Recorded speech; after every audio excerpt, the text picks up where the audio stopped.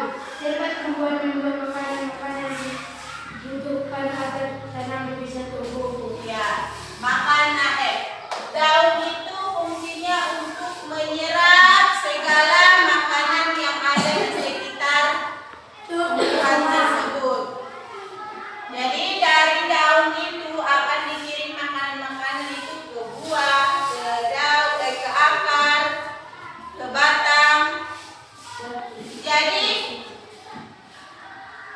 daun itu sangat dibutuhkan oleh tumbuhan, ya.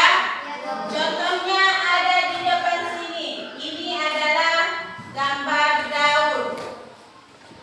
Paham? Paham. Ya, selanjutnya ada buah. Apa itu fungsi buah? Baca dulu Salsa.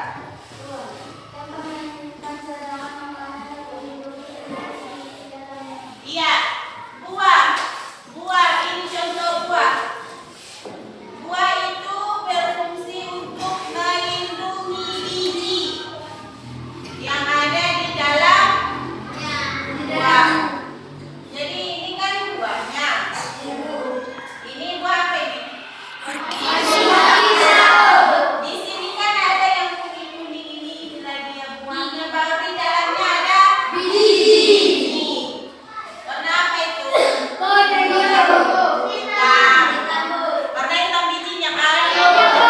Jadi fungsi buah ini adalah untuk melindungi biji di dalamnya. Kalau sudah busuk bijinya berarti busuk buahnya.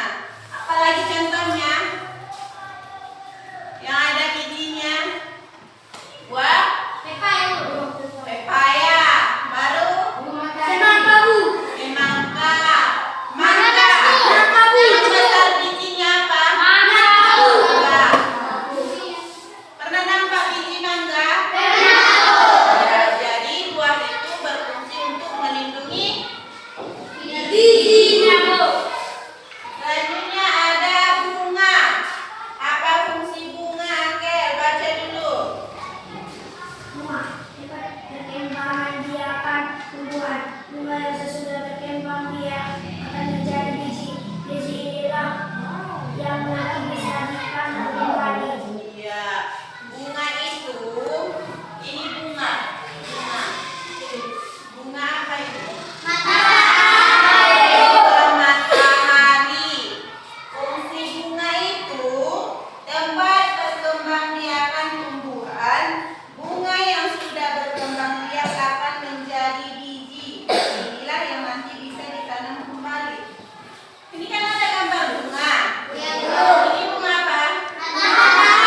Kalau matahari ada bijinya, ya kan? Jadi dari bunga ini nanti pertama kan bunganya mengkecil. Setelah itu membesar dan bijinya akan menjadi hitam. Setelah hitam dan tua, jadi biji inilah yang nanti bisa ditanam kembali atau apa? Dijadikan apa?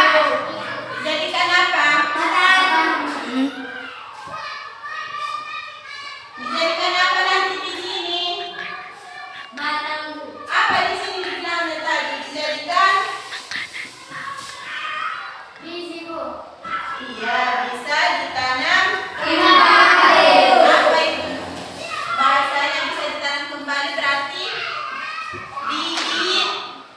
Jadi nanti bunga ini, bunga yang ada di sini ada bijinya. Dari biji ini nanti bisa ditanam kembali. Iya. Selanjutnya ada batang. Apa fungsi batang, Kaila?